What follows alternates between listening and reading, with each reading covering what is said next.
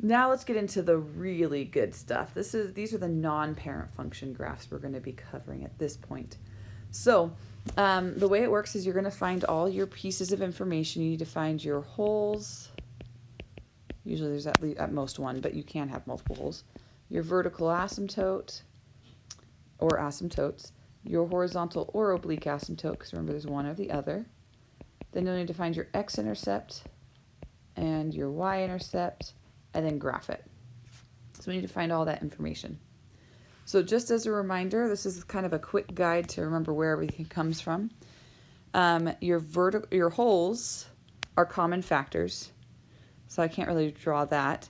But vertical asymptote comes from the bottom. Horizontal asymptote or oblique asymptote comes from this term. Your x-intercepts come from the top. And the y-intercepts are when you plug 0 in for all your x's. So you're just looking at the constants. So this would be the y-intercept. This is like a quick picture of what we're going to be doing. But I'm going to erase that because the first thing we actually want to do is factor. Because if there are common factors, we need to find them.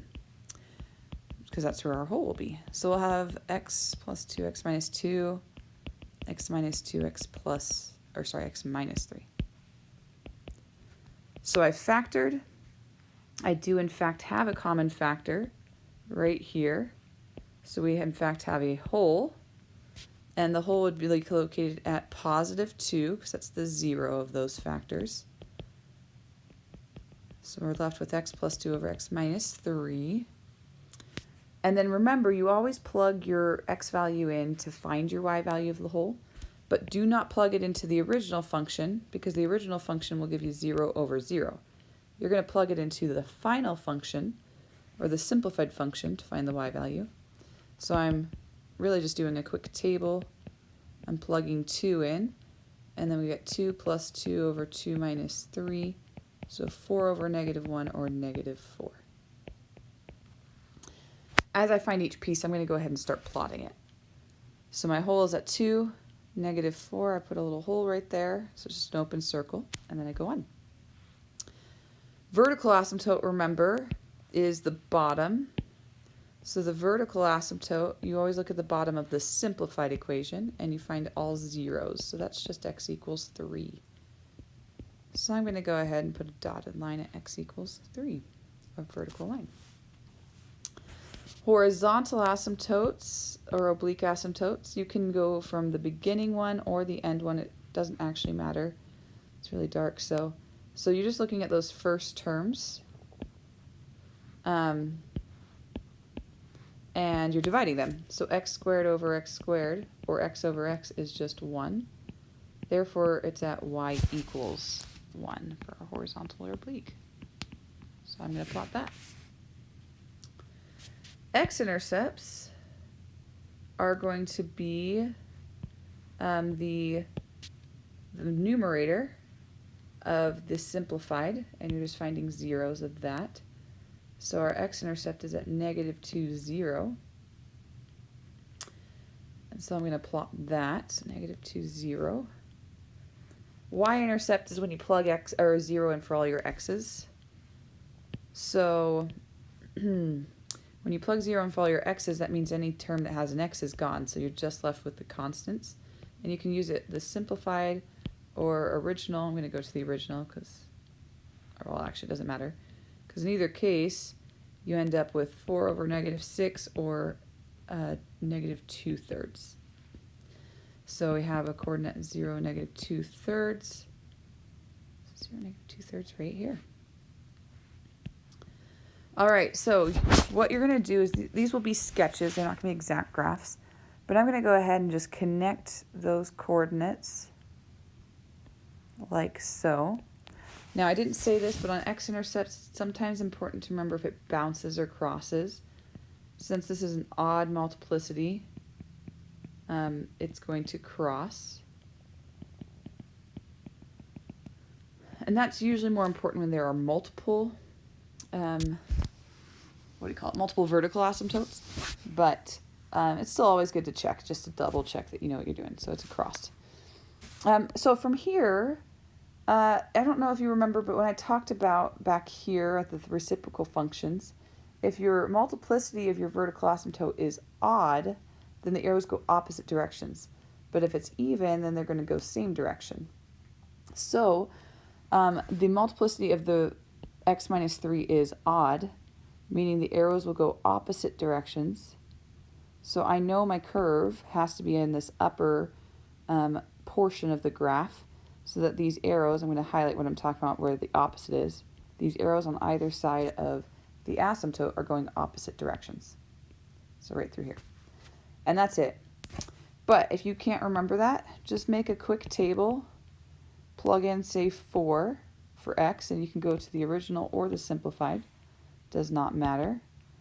But if I go to the simplified, I'd have 4 plus 2 over 4 minus 3. So it's 6 over 1, or 6. So you'll notice mine was not exact because the point should have been about right there, but you can still see it's in that upper portion following the asymptotes. Let's do another one.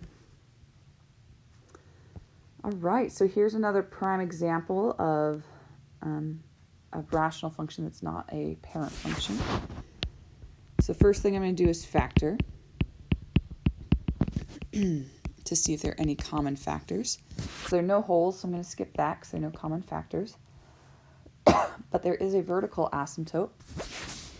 Remember, we look at the denominator for vertical asymptotes, and then x-intercepts are top. So the vertical asymptote is at x equals -2. So right here. Then I do we just did vertical horizontal asymptote or oblique asymptote. That's where you divide the first term, and I usually go back to the original. So x squared divided by x is x. So I know it's going to be y equals x. We just need to find our constant. And thankfully we can do synthetic on this. So I'll put the -2 in the box. Then 1, -3, -4, because my coefficients, and I'll just start working my magic. Now I can stop here because I just need the next term after the x, so the -5 in this case. And then I'm just going to graph this like I would graph a linear function. So my y-intercept's at -5, and then my slope is 1 over 1. So I go up 1 over 1, and I draw my function. I'm going to go out beyond just in case we have a curve in this section. All right, now we got x-intercepts, which I said come from the top, and it's just your zeros of the top, so right here. So we've got 4, 0, and we've got -1, 0. So 4, 0, -1, 0, and then we'll do our y-intercept. And remember, y-intercepts are just where you plug in 0 in for x, which means you'll be left with the constants, so -4 over 2. So we'll have 0, -2. And then once again, just a reminder, x-intercepts, sometimes they'll bounce, most of the time they'll cross. So it's just good to double check. Both of those are crossing through. So I'm going to go through my x-intercepts and follow, and connect my y-intercept and just follow the curve. Last but not least, let's look at the multiplicity of the vertical asymptote. That is also odd, so the arrows will go opposite. I should put it up here. So we're going to go opposite arrows because it's an odd multiplicity, which means my arrow, since it's going up already over here, the other one should go down, and I just put it roughly right there. But once again, if you're not sure, not certain, just make a table. Excuse me. So like I could plug in -3 because that's on the left of the asymptote. I could plug it into the original or to the end one, it doesn't matter. But you would get -3 squared minus 3 times -3 minus 4 over -3 plus 2. So that gives you 9 plus 9, so 18 minus 4, so 14 over -1 or -14. So it'll be way down there. So -3, -14.